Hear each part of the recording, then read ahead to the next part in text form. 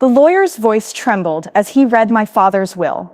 He paused, cleared his throat, and then said something that made the entire room gasp.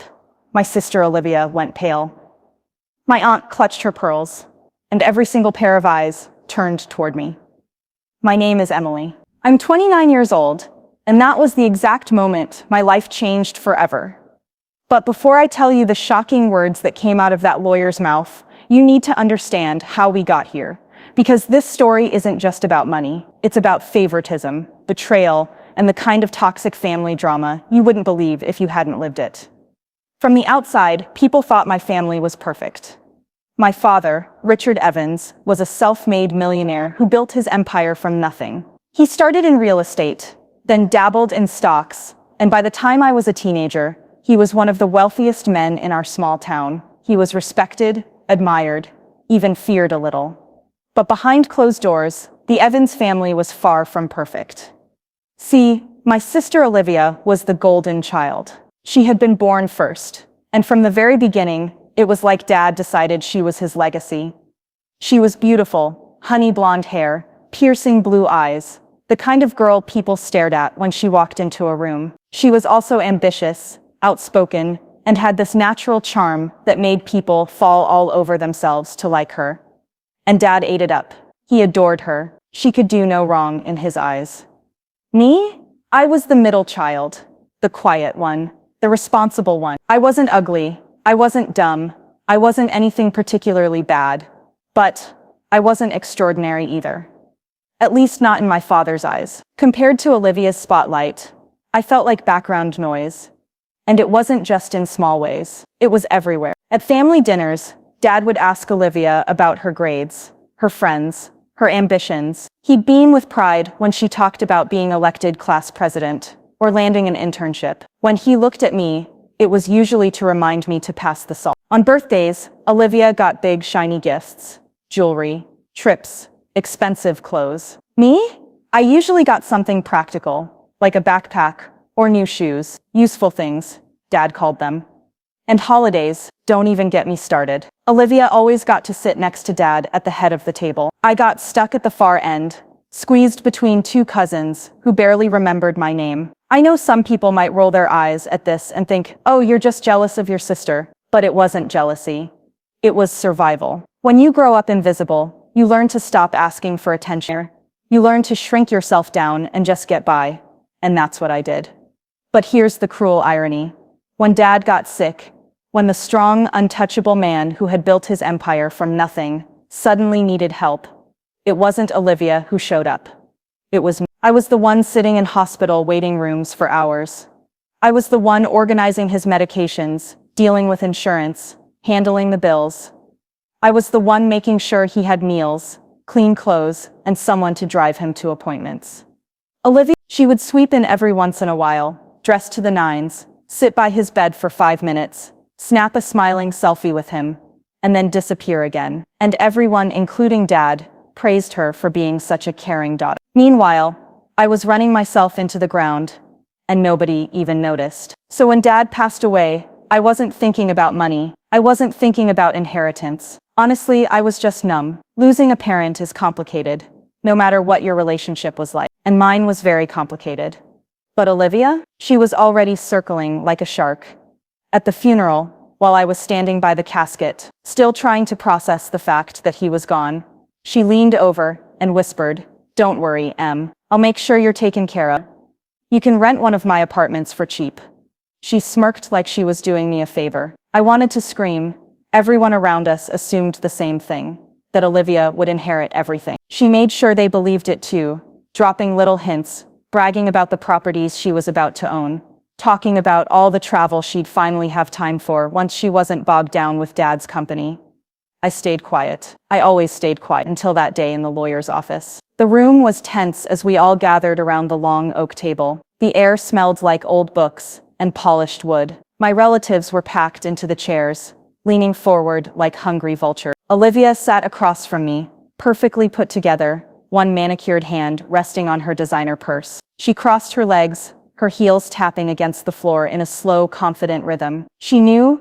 No.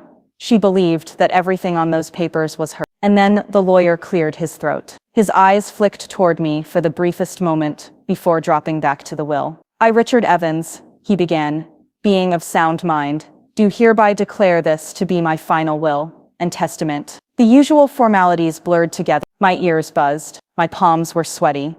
Olivia smirked, already rehearsing her victory speech. Then the lawyer paused. His voice shook just slightly as he said, to my daughter. He hesitated, adjusted his glasses, and then the words that came out of his mouth made the entire room gasp. Olivia's smile froze. My cousin's jaw dropped. My aunt whispered a prayer under her breath. And me? My heart felt like it stopped completely. For the first time in my entire life, everyone in that room was looking at me. Not Olivia, me. And in that moment, I realized something. Whatever was written in that will, it was going to change everything. But trust me, the real shock wasn't what my father left me. It was what my family did afterward to try and take it all away. If you've ever grown up in someone else's shadow, you know how exhausting it is.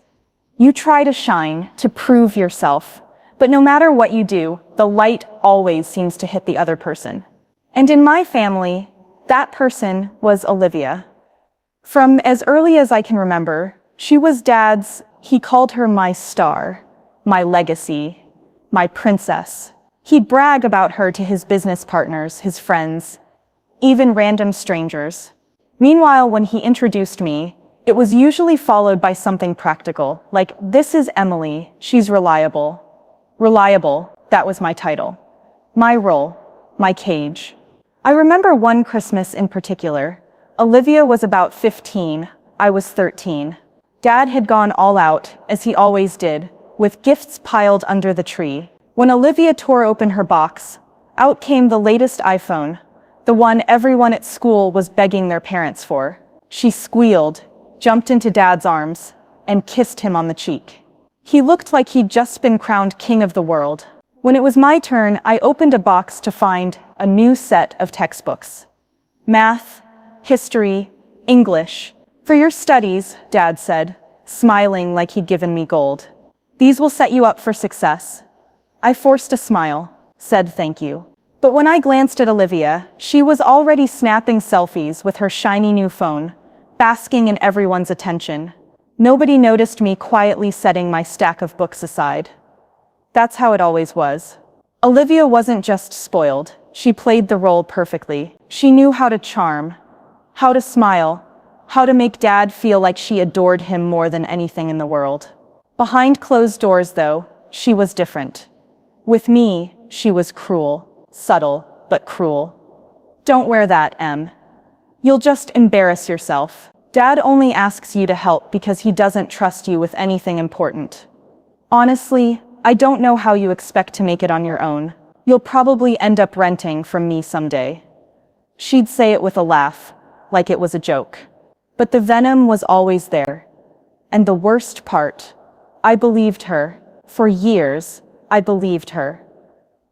When Dad's health started to decline, things shifted, but only for me. I stepped up. Someone had to. I was the one dragging myself out of bed at 6 a.m. to drive him to the doctor. I was the one sitting through hours of waiting rooms while Olivia was too busy with her social life. I was the one filling out paperwork, managing prescriptions, making sure the bills got paid.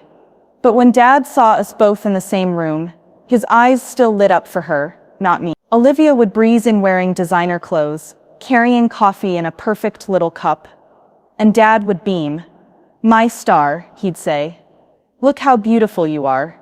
She'd lean down, kiss him on the cheek, and pull out her phone for a quick photo. Then she'd be gone again. And me, I'd be standing there holding his medication schedule, invisible. I can't count how many nights I cried myself to sleep, wondering if I'd ever be enough. By the time Dad passed, I was exhausted, mentally, physically, emotionally. I'd given so much, and still I was nothing more than the background daughter.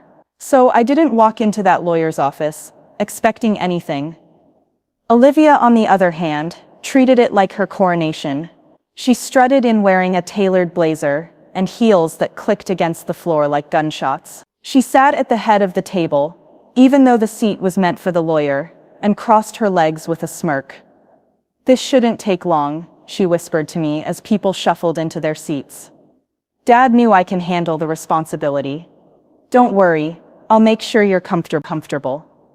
Like I was some charity case. I bit my tongue, like I always did. The lawyer finally arrived, carrying the thick envelope that held Dad's final words. Everyone fell silent, even Olivia, though the smirk never left her face. He cleared his throat. This will is unusual, he said carefully, glancing between us. Your father was very deliberate with his words. I need you all to listen closely. My palms went sweaty. My stomach flipped. Something in his tone told me this wasn't going to be the straightforward reading Olivia expected. He began with the formalities, the legal jargon. I barely heard a word. The only sound that cut through the haze was Olivia's heel tapping against the floor, steady and confident. She was already counting her millions. And then the lawyer paused. His eyes flicked up, meeting mine for a split second before dropping back to the page. To my daughter, he began. The room leaned in. Olivia straightened her back, her smirk stretching wider. Emily, the world stopped. There were a moment, nobody moved, nobody breathed. Olivia blinked, certain she'd misheard. My aunt gasped. My cousin whispered. What? Under his breath. And me. My hands went ice cold. My heart hammered so violently I thought it might crack my ribs. I leave the bulk of my estate, the lawyer continued, to Emily Evans, who cared for me when no one else would. To the daughter who showed me loyalty not through words, but through action. She is the one I trust to carry forward my legacy. The silence that followed was suffocating. Then Olivia snapped. This is a mistake, she hissed. Her voice sharp enough to cut glass. She slammed her hand on the table, making several relatives jump. My father would never. You're reading it wrong. He meant me. He always meant me. The lawyer's lips pressed into a thin line. I assure you, Miss Evans, your father's wishes were clear. Olivia's face turned crimson. She looked at me like I'd committed a crime, like I'd stolen something from her with my bare hands. And in that moment, I realized something terrifying. Olivia wasn't going to let this go. She wasn't just angry, she was dangerous. And this inheritance, it was about to become a war. When the lawyer finished reading my father's will, you could have heard a pin drop. The silence in that oak-paneled room was thick enough to choke on. Everyone's eyes burned into me like I just committed some crime against nature by existing. And Olivia, her face was frozen in this grotesque mixture of shock and fury. Her mouth opened, then closed, then opened again, like she was trying to form words but couldn't. Finally, she found her voice, and when she did, it was sharp enough to cut glass. This is a joke, she spat. It has to be. The lawyer kept his composure, though I saw his knuckles tighten around the papers. I can assure you, Miss Evans, your father's wishes were very clear. He was of sound mind when this will was prepared, and he signed it personally in my office. Olivia's chair screeched against the hardwood as she shot to her feet. No, you don't understand. I'm his eldest. I'm the one he groomed for this. He told me. I was supposed to take over everything. Not her. She jabbed a finger toward me, her voice trembling with rage. She doesn't deserve a dime. The room shifted uncomfortably. My aunt shifted in her chair. My uncle cleared his throat.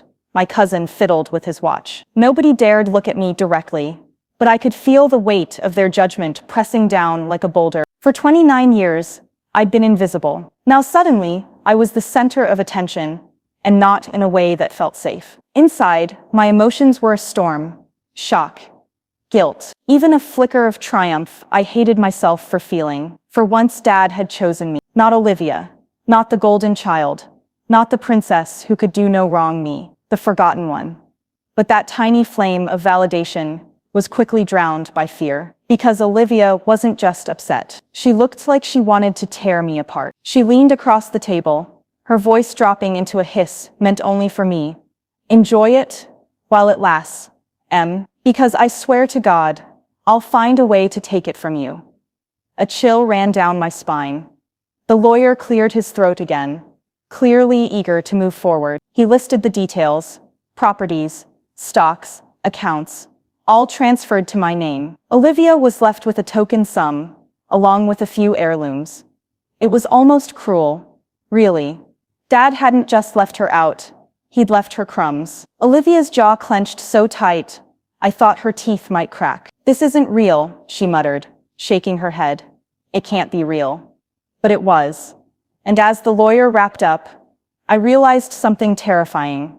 Inheriting everything didn't feel like victory. It felt like stepping into the middle of a war I hadn't asked for. Afterward, when the room emptied out, Olivia cornered me in the hallway. Her eyes were wild, her voice low and venomous. "You think this makes you better than me?" she hissed. "You think you earned this? Dad only left it to you, because you played nurse while I was out living my life. Congratulations, Em. You got rewarded for being pathetic." I opened my mouth to respond, but she cut me off, stepping closer, her perfume sickly sweet in the air between us. "I'm not letting this stand. You're not cut out for this. You don't deserve it, and I'll do whatever it takes to make sure you lose it all." Her words slithered into me like poison, and the terrifying thing was I believed her. That night, I lay awake staring at the ceiling, replaying everything over and over. I should have been relieved. I should have been grateful. I should have been celebrating the fact that my father had finally seen me. But all I could think about was Olivia's face, twisted with rage, her promise echoing in my ears. She wasn't going to let me live in peace. And deep down, I knew this inheritance had just painted a target on my back. Didn't have to wait long to be proven right. 2 days later, I got a call from an unknown number. When I picked up, a voice I recognized immediately said, "Emily Evans, this is Carlson and Wright, attorneys at law. Your sister Olivia has filed a petition contesting the will." My stomach dropped. Of course she had. But I didn't realize then that the legal battle was just the beginning, because Olivia wasn't planning to fight fair. She was planning to destroy me. The first sign that Olivia wasn't bluffing came 2 mornings after the will reading. I woke up to the sound of pounding on my front door. At first, half asleep, I thought it was a delivery. But when I opened it, a man in a crisp suit handed me a thick envelope. His face was blank, professional, almost bored as he said, "You've been served." I stood frozen in the doorway, the weight of that envelope in my hands heavier than a brick. Inside were the papers. Olivia was officially contesting the will. She'd hired Carlson and Wright, one of the most aggressive law firms in the city. According to her petition, my father hadn't been of sound mind when he signed. And worse, Olivia was accusing me of undue influence. In plain terms, she was claiming I manipulated our father on his deathbed into leaving everything to me. The words blurred on the page as my stomach dropped. My hands shook so hard I nearly tore the papers. I hadn't manipulated anyone. I'd been there when Dad was sick, because no one else was. I'd changed the bandages, given him his meds, held his hand when he couldn't sleep. I didn't guilt him. I didn't ask for anything. I just showed up, something Olivia never did. But now she was trying to twist that into something ugly. And the worst part, on paper, it almost sounded believable. The calls started that afternoon. First, my aunt. "Emily, what is this I'm hearing? Did you really pressure your father when he was sick?" Then my cousin. "Liv told me you tricked him when he wasn't all there." Honestly, if that's true, it's disgusting. Message after message, call after call. People I'd grown up with, family I thought would at least give me the benefit of the doubt, suddenly saw me as some greedy manipulator. Olivia was poisoning them one by one. I sat on the edge of my bed with my phone buzzing nonstop, my chest so tight I could barely breathe. Tears blurred my vision, until I had to press the heels of my hands into my eyes. It wasn't fair. I hadn't done anything wrong. But fairness didn't matter if Olivia controlled the narrative. And right now, she was winning. A week later, things escalated. The lawyer handling my father's estate called me into his office. His face was grim. "Emily, Olivia's attorneys have submitted affidavits." "Affidavits?" My voice cracked. He slid the papers across the desk. My blood ran cold as I read. One was from a nurse who'd worked a few night shifts at the hospital. She claimed Dad had been confused and easily led. Another was from a distant cousin, someone I barely spoke to, who swore Olivia told him Dad regretted his decision. It was all lies, twisted half-truths, but written in legal language, stamped and signed. They looked official. Real. How can she get away with this? I whispered. My lawyer sighed. Money talks, Emily, and Olivia's hired people willing to say whatever she needs. But don't panic. We'll fight it. Don't panic. I left the office with those words echoing in my head, but panic was all I could do. That night, I sat in the dark of my kitchen, staring at the will on the table. Dad's signature, strong and steady despite his illness, stared back at me. Why had he chosen me? Part of me was grateful, but another part, the scared little girl who'd always been shoved aside, wondered if maybe it was all a mistake. Maybe Olivia was right. Maybe I wasn't strong enough for this. I was so lost in my thoughts, I didn't notice the shadow at my window until a knock startled me. I froze. Then Olivia's voice drifted through the glass.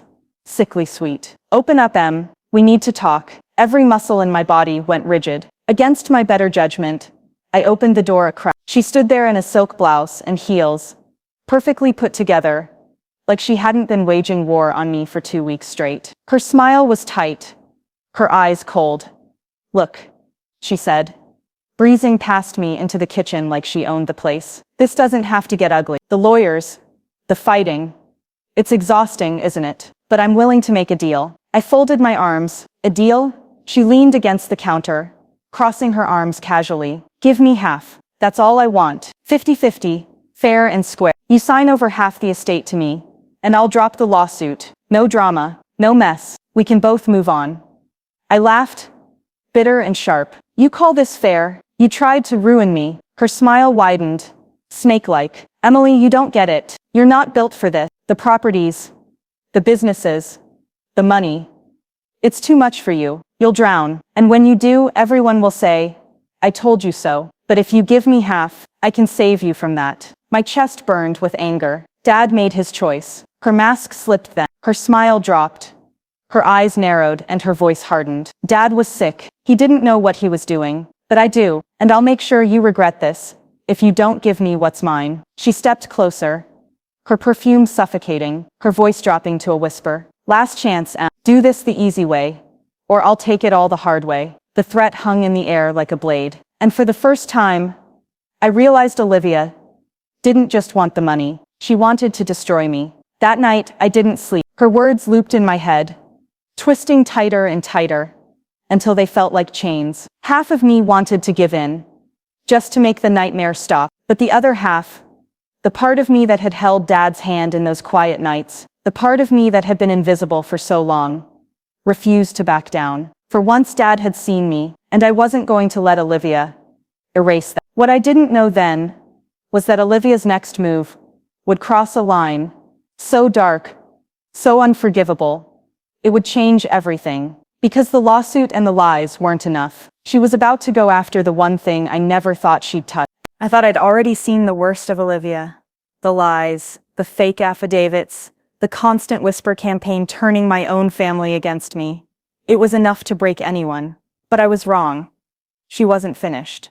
Not even close. 2 weeks after she showed up at my house with that smug little offer to split everything, my lawyer called me into his office again.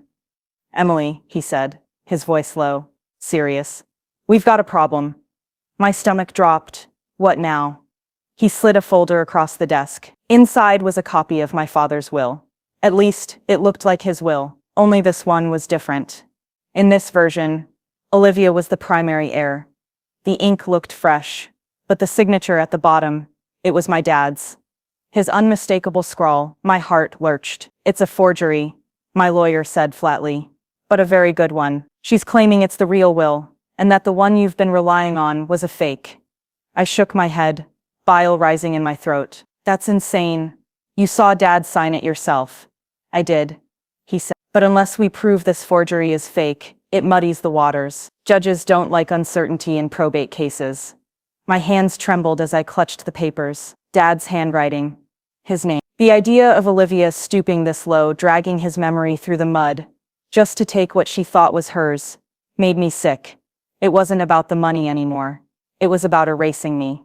As if that wasn't enough, the smear campaign got uglier. A week later, an article popped up online. Local heir under fire for alleged elder abuse. My picture, my name, and quotes from sources close to the family, claiming I'd taken advantage of my father in his final days. I hadn't even known Olivia was talking to reporters. My phone blew up again.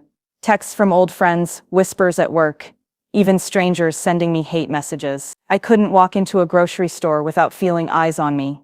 It was like Olivia had reached into my chest and pulled out every shred of dignity I had left. For the first time, I thought about quitting, walking away. Maybe if I signed it all over to her, maybe if I just disappeared, it would finally stop. But then I remembered my father's face. The night before he passed, he'd gripped my hand with surprising strength. His voice had been weak, but his eyes, sharp, clear, unwavering. "You're stronger than you think, Em," he whispered. "Don't let anyone tell you otherwise, not even your sister." That memory kept me from breaking. I decided I needed proof, real proof that Olivia was lying. I started digging. Late nights, old files, receipts, even Dad's notebooks. If there was something that could expose her, I was going to find it. That's when I stumbled across something strange in Dad's safe deposit box. Along with the documents, there was a USB drive. I almost didn't notice it, but when I plugged it into my laptop, my breath caught. It was a video. Dad, frail but lucid, sitting in his study. He was speaking directly to the camera. "If you're watching this," he said, his voice raspy but steady, "then my daughters are probably fighting. Olivia, I know you think everything belongs to you, but it doesn't. Emily has been the one here. She's the one who's earned my trust. That's why I'm leaving it all to her. And if anyone tries to challenge that, this is my word."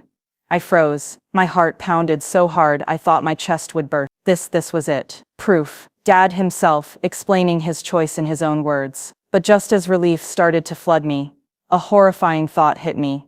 If I had this, maybe Olivia knew about it too. And if she knew, she'd do whatever it took to make sure it never saw the light of day. I was right. 2 nights later, I came home to find my front door cracked open. My stomach dropped. I pushed inside, my pulse thundering. Drawers were pulled open, papers scattered, and my laptop, where the video had been saved, was gone. I staggered back, gripping the wall for balance. She'd actually broken into my house. This wasn't just a legal battle anymore. It was war. And I knew, in that moment, Olivia wasn't going to stop until she ruined me completely. But she'd made one mistake. She thought stealing my laptop erased the video. What she didn't know was that I'd already backed it up on a secure drive she had no idea existed. I sat there in the wreckage of my home, shaking but determined, as a single thought crystallized in my mind. If Olivia wanted war, then war was exactly what she was going to get. And this time, I wasn't going to play defense. This time, I was going to make her pay. The night Olivia broke into my house, something inside me snapped. For weeks, I'd been scared, panicked, doubting myself. But as I sat in that wrecked living room, clutching the backup drive with Dad's video on it, a cold clarity settled over me. If Olivia wanted a war, then I was going to end it. The court hearing was scheduled for 2 weeks later.